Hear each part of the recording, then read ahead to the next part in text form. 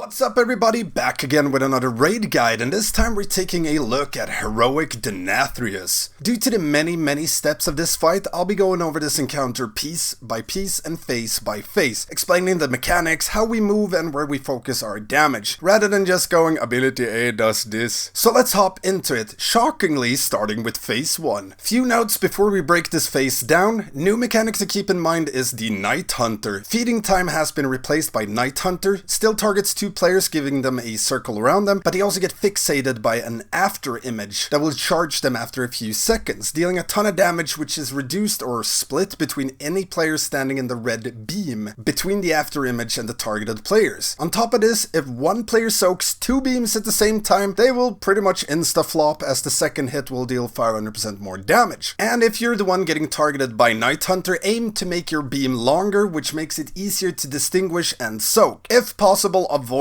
crossing beams. This phase is all about getting rid of your burden of sin stacks, so you can survive the intermission going into phase 2, so let's start with that. Split your raid into 2 even groups, but leave out classes that can immune movement impairing effects like Ghost Wolfy Shamans and DKs using Death's Advance, as they can use this right before the intermission starts, having it up during the intermission so they can run even with full stacks of Burden of Sins. Doing this just means less adds to kill during cleansing pain, less AoE damage, so it's a good cheese.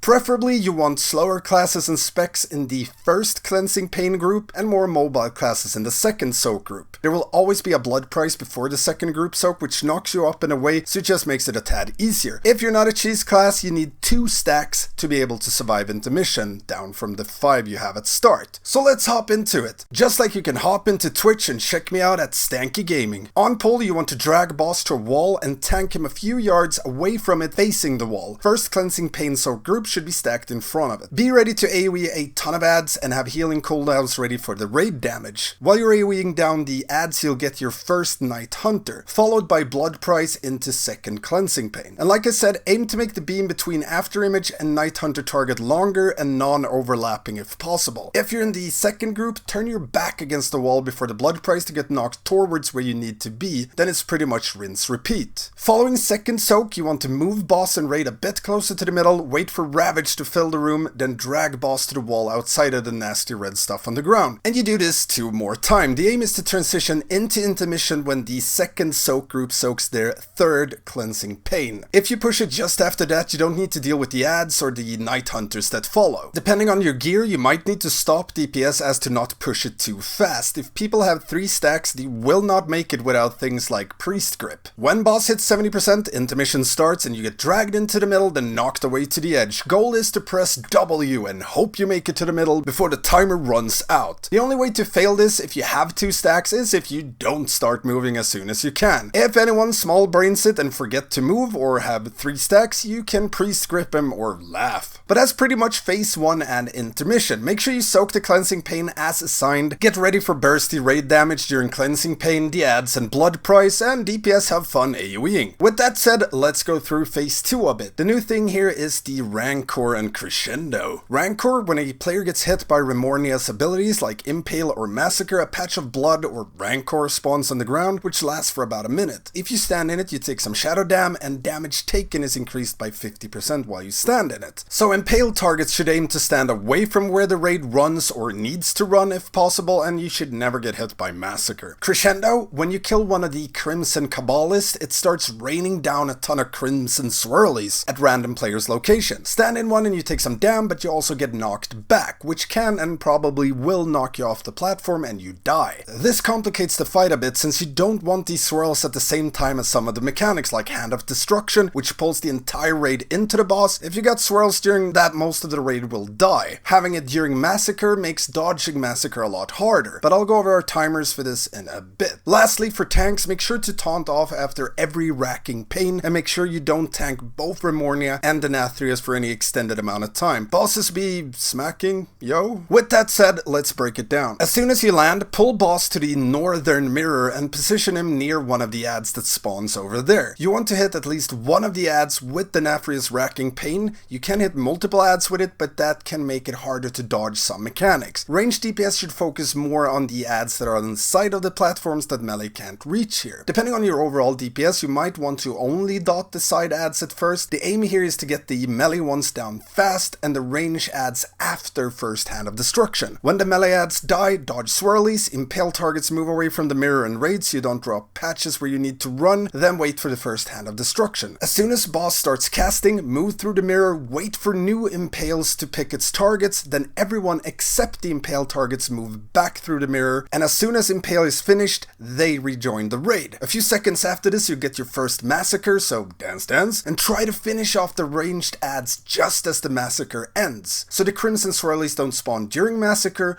or the incoming Hand of Destruction. Move impales down, then run through the mirror when Hand of Destruction starts casting. This time around you want to stay on this side as there's new adds incoming. Move boss to add and make sure to cleave one of them with the Racking Pain. If possible, you want the melee adds to die before the next massacre, so everyone should be focusing them down, only dotting the range adds as they are less important now. Because after massacre you will get Hand of Destruction, forcing you to swap sides, so the melee ones needs to be dead before that, but preferably before massacre. We managed to kill him during the massacre a ton of time. It is doable to dodge all of it, I just don't recommend it if you can avoid it. So yeah, add spawn, hard nuke, dodge massacre and swirls, deal with impales, then move through the mirror during Hand of Destruction. Following this, you'll have around 17-ish seconds before the third set of adds spawn. You want to push boss to 40% before this happens, so that's your DPS check. You will most likely end up with 2 range adds left as you transition, which is fine. With more gear you can probably get them down as well, but 2 adds in last phase is fine. So yeah, phase 2 is really all about watching your feet and killing adds so swirls don't overlap with mechanics if possible. Now as soon as boss hits 40%, he will teleport to the middle of the room and phase 3 starts. During phase 3 you will have to deal with a new mechanic called Smoldering Ire. Players targeted by Fatal Finesse will spawn a volatile anime orb when Fatal Finesse expires. These orb will explode after 10 seconds each, dealing around 25k shadow damage to the entire raid. However, you can soak up all this damage by standing within the circle around the orb. Every 0.7 seconds it will deal damage to anyone within it, reducing the final explosion's damage. You can and should soak these until the orb disappears, and you will need most of your raid to assist with this, but I'll go over this more in a bit. Now as soon as phase 3 starts, start running towards where we have our purple mark, or as seen in this fancy picture. This is where one of the ranged adds you left up in phase 2 will teleport to. Drag boss on top of the ad and focus it down. Shortly after you'll get your first Shattering Pain, so make sure you position so you don't get knocked off. Tanks, keep in mind that boss takes a step forward as he swings down for this, so you might have to backpedal a step during the animation so you don't get blasted out behind the boss. As soon as you land, 3 players will be targeted by Fatal Finesse and will soon spawn the anime orbs. Spread these out and move them back a bit as the boss will cast Hand of Destruction shortly after, and you want him away from the boss for this. Everyone needs to help out soaking these both before and after Hand of Destruction. If possible, have things like Roar, Wind Rush following the dragon effect from Hand of Destruction so you can get back to soaking fast. Mages can ice block in the circle to avoid getting dragged in, Hunter can disengage as soon as they get gripped to get back even faster, etc, etc. The point is you really stress for time here to get these soaks done, but if you don't, you will wipe, so that's where your first focus should be. Following Hand of Destruction, move boss to the next ad that's alive. At this point we pop Bloodlust and Combat Potion. You'll get Shattering Pain knockback into Ravager, filling up 1/3 of the room. Second ad should be dead before this Ravager. Following Ravager, move boss back to purple mark for another Shattering Pain into 2x Fatal Finesse. 3 player will get it, and a few seconds after, 3 more players, meaning you'll have 6 anime orbs to soak. First 3 you want to place away from boss, and all ranged and healers instantly run to soak them. The next 3 you place closer to the boss, and melee plus non-active tank move to soak these. As soon as the 3 in range are soaked, help melee with their orbs, aim to soak all of these before the next Shattering Pain. After this you will get Massacre and 3 new anime orbs to soak, and you'll spawn this during Massacre. Place these to the best of your ability, just not super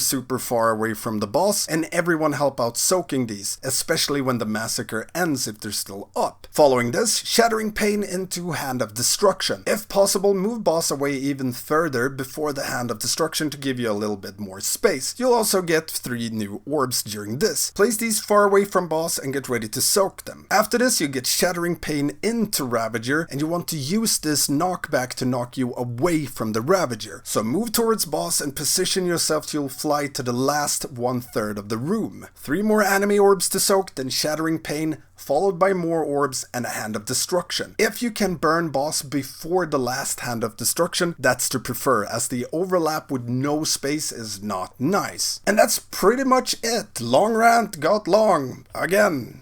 Dang end bosses. Last phase is all about coordination, moving boss and raid appropriately and getting a grasp of how the soaking works. If needed, assign people for each soak. We kinda just YOLO'd it, apart from assigning 1 mage and hunter per orb for the very first soak, as it overlaps with the drag-in effect. Tanks get ready to be smacked. The Scorn debuff really hurts, so aim to swap around 4 or 6 stacks, or rather as soon as the debuff drops on one tank. Have cooldowns ready for Shattering Pain if you're tanking boss during it, and melee DPS have fun running around. If you have any questions at all about this encounter, hit me up in the comments or become a patron and get access to the Stankie Discord, where you can find raid week auras, healing notes, etc, etc. Don't forget the usual stuff: like, comment, subscribe, and ring that notification bell. I am also now streaming all of our progression on Twitch, so make sure to check that out. Thank you all for watching, and I will see you next time.